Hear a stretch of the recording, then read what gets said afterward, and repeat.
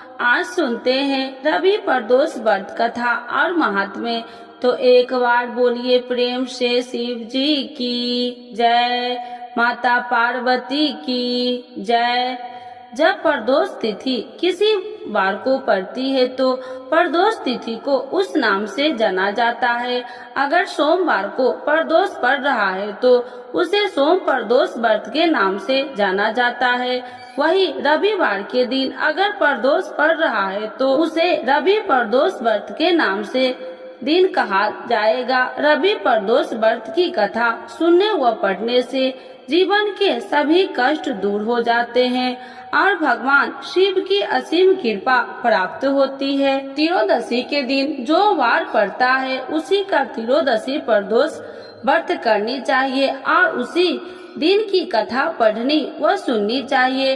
रवि, सोम, शनि त्रयोदशी प्रदोष व्रत कथा अभ्यास करें। इन सभी से अभिष्ट फल की प्राप्ति होती है। रवि प्रदोष व्रत का महात्म्य। एक समय सर्व प्राणियों के हित परम पावन भागीरथी के तट पर एक ऋषि समाज द्वारा विशाल गोष्ठी का आयोजन किया गया। विद्वान ऋषियों की एक चित सभा में वैश्य जी के परम शिव पुराण वेता सूत जी महाराज हरि कीर्तन करते हुए पधारे। सूत जी को देखते ही शौनकादि 88,000 ऋषि मुनियों ने खड़े होकर दंडवत प्रणाम किया। महाज्ञानी सूत जी ने भक्ति भाव से ऋषियों को हृदय से लगाकर तथा आशीर्वाद दिया।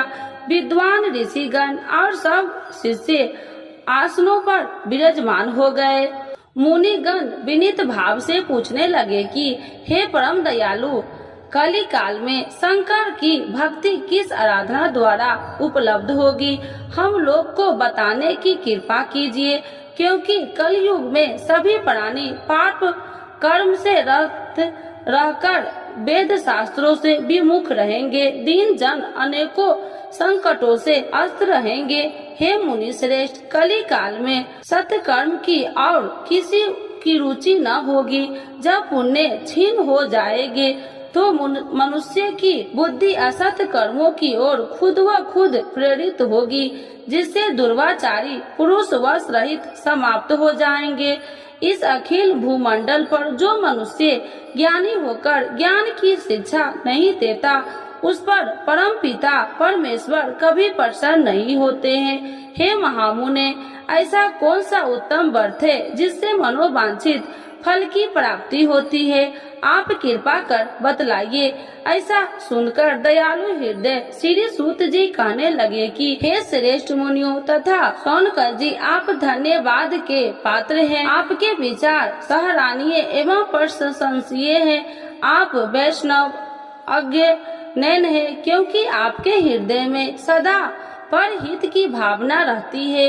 इसीलिए शौनकादिक ऋषियों, सुना, मैं उस व्रत को तुमसे कहता हूँ जिसके करने से सब पाप नष्ट हो जाते हैं। धन वृद्धि कारण, दुख विनाश, सुख प्राप्त कराने वाला, संतान देने वाला, मनोवांछित फल प्राप्ति कराने वाला यह व्रत तुमको सुनाता हूँ, जो किसी समय भगवान शंकर ने सती जी को सुनाया था और उनसे प्राप्त यह परम श्रेष्ठ उपदेश मेरे पूज्य गुरु जी ने मुझे सुनाया था, जिससे आपको समय पाकर शुभ बेला में मैं सुनाता हूँ। बोलो उमापति शंकर भगवान की जय। सूत जी कहने लगे कि आयु वृद्धि स्वास्थ्य लाभ हेतु त्रयोदशी का व्रत करे।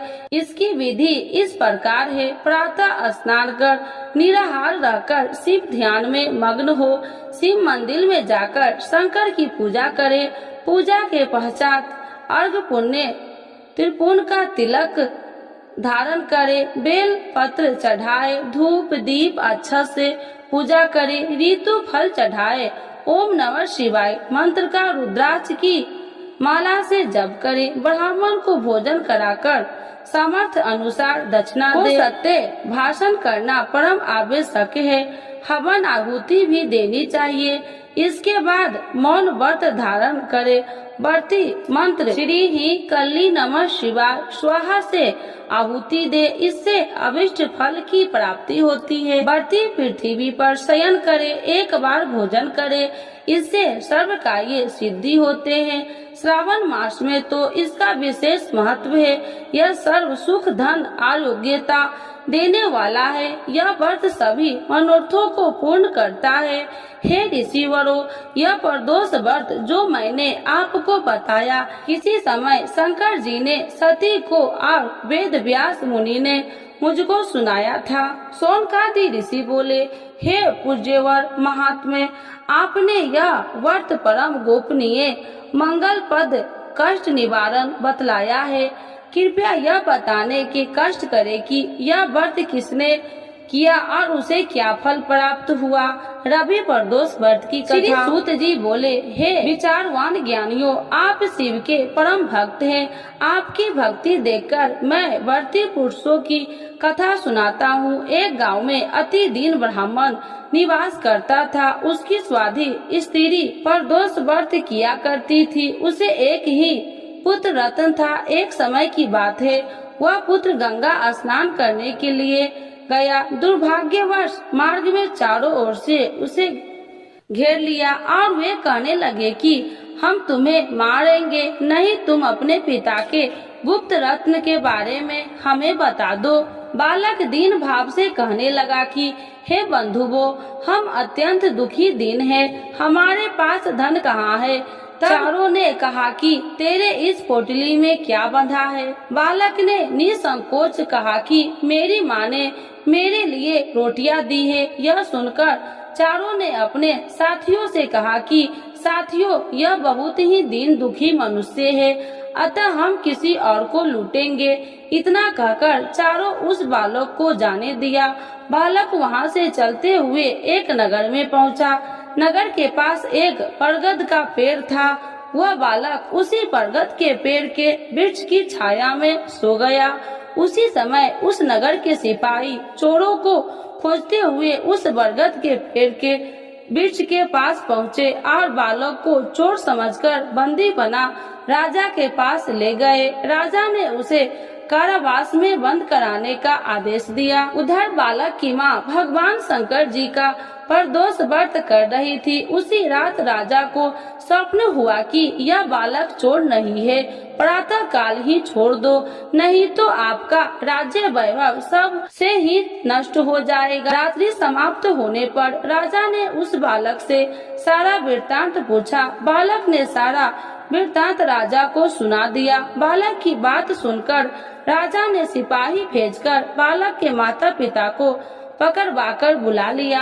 राजा ने जब उन्हें भयभीत देखा तो कहा कि तुम भय मत करो, तुम्हारा बालक निर्दोष है। हम तुम्हारी दरिद्रता देखकर 5-5 गांव तुमको दान में देते हैं। शिव की दया से ब्राह्मण परिवार अब आनंद में रहने लगा। इस प्रकार जो कोई इस व्रत को करता है उसे आनंद प्राप्त होता है। तो एक बार बोलिए प्रेम से शिव जी की जय, माता पार्वती की जय। पूजा विधि मंत्र और शिव जी।